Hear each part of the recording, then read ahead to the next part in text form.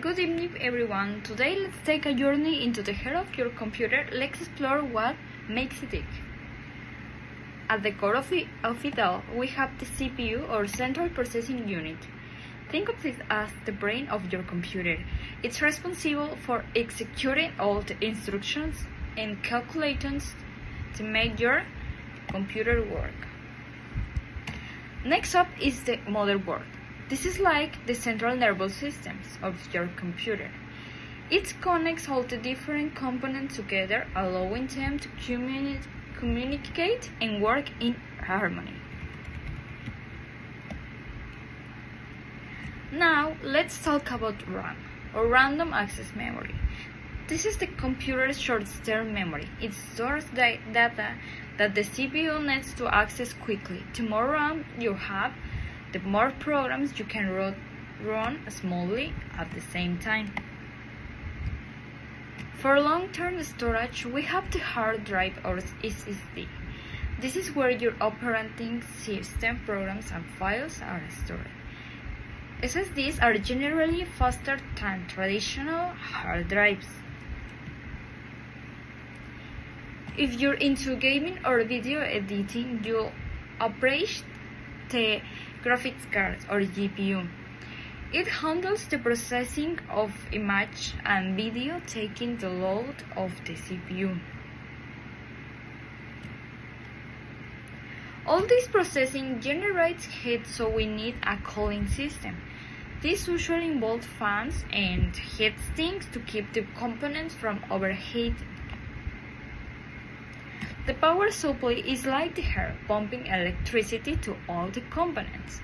It converts the power from your wall outlet into a form that your computer can use. Finally, all these components are housed with the case. It provides protection and helps with airflow to keep everything cool. And we can't forget the peripherals. These are the external devices that connect to your computer, such as the mouse, keyboard, monitor, and printer. They allow you to interact with and get information from your computer. So there you have it, a quick tour of the inner workings of your computer.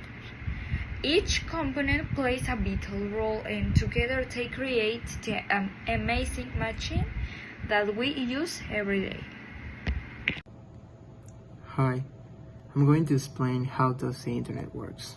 I want to begin by introducing the concept of the internet. The internet is a network of networks. These networks are connected by devices called routers, which direct data to its destination. Let's think of routers like traffic controllers. These traffic controllers ensure that the data packets find their way from one computer to another. Speaking of data packets, let's talk about how information travels across the internet. When you send an email or you visit a website, your data is broken down into small units called packets. These packets are sent across the network and reassembled at their destination. This method ensures efficient and reliable data transmission. Now, let's discuss the IP addresses. Every device connected to the internet has a unique IP address, which acts like a postal address from your computer. There are two types of IP addresses, the IPv4 and the IPv6.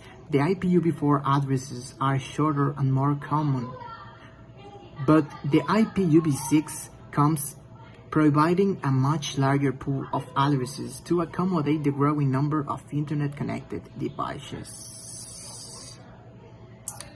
But how do we remember all these IP addresses? That's where the domain system, or the DNS, comes into play. The DNS servers translate human-readable domain names like www.google.com into IP addresses that computers can understand.